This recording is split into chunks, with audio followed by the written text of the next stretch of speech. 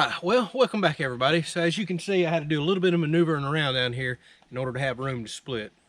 This is probably the last cool-ish morning that we're going to have for a while. And I say that because it's actually already starting to get kind of hot. It's supposed to be in the 80s the next week, week and a half. I mean, just miserable start to a November. Last week was awesome. We even had one day dip down into the 30s. So we've been burning fires every afternoon like crazy.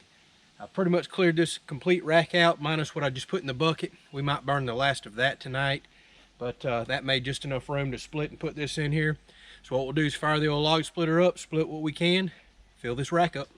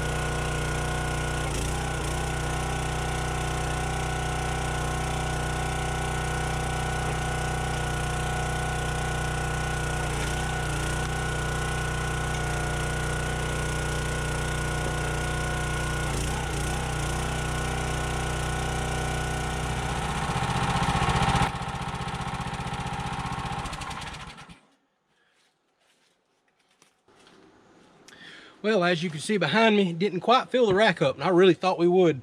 Looking at the amount of the rounds that was on the ground, that's the way it goes. This is actually the biggest rack that I have here, since the hill kind of slopes that way, and I kept the top level. So this winds up being a bigger one, smallest on that end.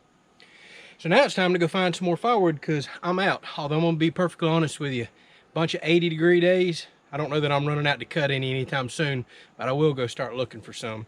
As y'all could tell, that was a dead standing tree, in case you didn't watch the last episode where I cut that up. And some of it was partially rotten, some of it was really good. 2-year-old oak's what it looks like. So I just can't stand letting a tree rot and hit the ground out there. It drives me crazy. I would much rather go cut dead standing trees than I would my, green trees. That's something I just try to avoid doing, unless they're storm damaged or something's going wrong with them. Yeah. So obviously that wasn't premium firewood. I'm not selling it. We burn all this firewood outside in a fire pit this time of year. That's kind of our little afternoon entertainment. So that'll go perfectly fine in a fire pit. Just a quick little update. I'm still working on the storm shelter. I know a lot of y'all are waiting for that. I probably worked on it 3+ hours yesterday. I bet I have already put 150 pieces of wood together, and I've probably got another 150 to go. You just don't realize how much lumber is involved. Actually, I've run completely out of lumber from my storm damaged pole barn. I was shocked, and I've got to go buy about another 100 pieces of 2x6s. So y'all pray for me because this lumber is outrageous right now. So I'm still plugging along on that. Once I get everything together and we can start assembling the walls, I will show that on the channel. And we got a few other little things around here that I'm going to do in the meantime. So thank y'all so much for watching. I'll catch you on the next video.